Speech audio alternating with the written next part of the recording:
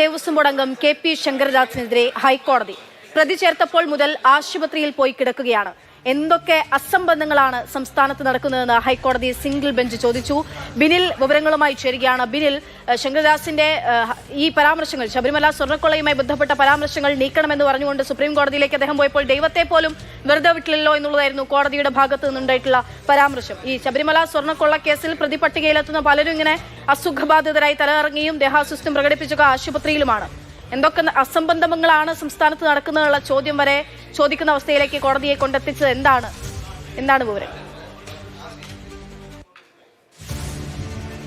അക്ഷയ, പത്മകുമാറിന്റെ ജാമ്യ ഹർജി പരിഗണിക്കുമ്പോൾ ജാമ്യ ഹർജിയിൽ അവസാന ഘട്ടത്തിലേക്ക് എത്തിയപ്പോൾ അദ്ദേഹത്തിന്റെ അഭിഭാഷകൻ പറഞ്ഞു 50 ദിവസത്തിലേറെയായി ജയിലിലാണ്. താൻ ചോദ്യം ചെയ്യാൻ വിളിപ്പിച്ചപ്പോൾ നേരെ അന്വേഷണ ഉദ്യോഗസ്ഥന് മുന്നിൽ ഹാജരായ ആളാണ്. തന്നോട് കരുണ കാണിക്കണം എന്നൊരു അഭ്യർത്ഥന നടത്തിയ ഘട്ടത്തിലാണ് കോടതിയിൽ നിന്ന് KP ശങ്കരദാസിനെതിരെ വിമർശനമുണ്ടായത്. കോടതി ചൂണ്ടിക്കാണിച്ചത് ഇദ്ദേഹത്തോടൊപ്പമുള്ള മറ്റൊരു ദേവസ്വം ബോർഡ് അംഗം പ്രതി ചേർത്ത പിന്നാലെ ആശുപത്രിയിൽ പോയി കിടക്കുകയാണ്.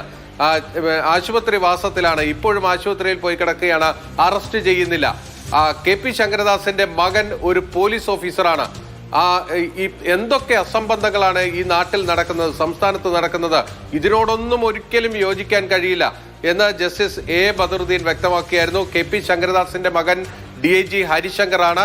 ആ ഒരു പശ്ചാത്തലം കൂടി ഉയർത്തിക്കൊണ്ട് പോലീസിനെ SITയെ പ്രതിരോധത്തിലാക്കിയാണ് ഹൈക്കോടതി ഇന്ന് ചെയ്തിരിക്കുന്നത്. ഒരു ഉന്നത പോലീസ് ഉദ്യോഗസ്ഥന്റെ അച്ഛനാണ് KP ശങ്കരദാസ് എന്ന കാര്യം SITയെ ഇന്ന് ഹൈക്കോടതി സിംഗിൾ ബെഞ്ച് ഓർമ്മപ്പെടുത്തിയിരിക്കുകയാണ്. നിങ്ങൾ എന്തുകൊണ്ട് അറസ്റ്റ് ചെയ്യുന്നില്ല? ഈ വ്യക്തി ഈ പ്രതിയേർത്ത പിന്നാലെ പോയി ആശുപത്രിയിൽ കിടക്കുകയാണ് എന്ന കടുത്ത വിമർശനമാണ് കോടതിയുടെ ഭാഗത്ത് നിന്ന് വന്നിരിക്കുന്നത്. പല അസംബന്ധങ്ങളും ഈ കേസുമായി ബന്ധപ്പെട്ട് നടക്കുന്നു. ഇതിനോടൊന്നും ഒരു തരത്തിലും യോജിക്കാൻ കഴിയില്ല എന്നാണ്. എന്തായാലും വളരെ പ്രധാനപ്പെട്ടുള്ള ചോദ്യങ്ങളൊക്കെയാണ് ഇപ്പോൾ, ഗൗരവതരമായിട്ടുള്ള ചോദ്യങ്ങൾ കോടതിയുടെ ഭാഗത്ത് ഉണ്ടാകുന്നു.